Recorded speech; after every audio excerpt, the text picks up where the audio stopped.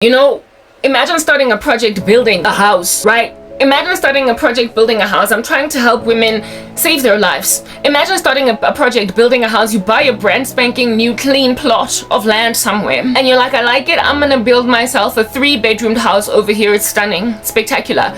You get bricks, you get cement, you get laborers and everything, and you start building.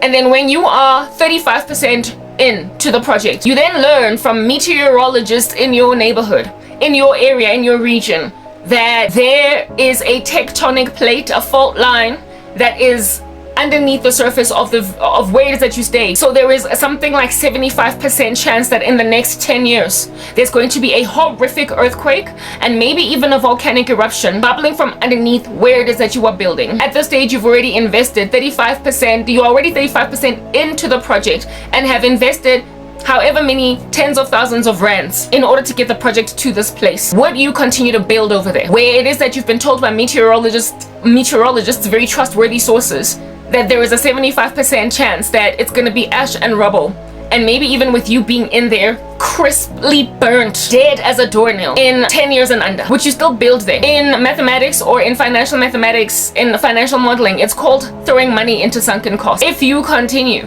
to build where it is that it has been evidenced that there will be no future return in that environment, you are a fool on that day. And if you invest one more cent and one more effort, one more muscle on that, you're throwing yourself and your money away. Let go. It's called cut your losses. Let go and find somewhere else. Get this time around where you're trying to build on a new plot. Advice in advance from a meteorologist, from quantity surveyors, from whatnot. What are the odds that this year is on a fault line, blah, blah, blah, so that you can start again from scratch, but at least this time around there is safety in the future. Let go and let God.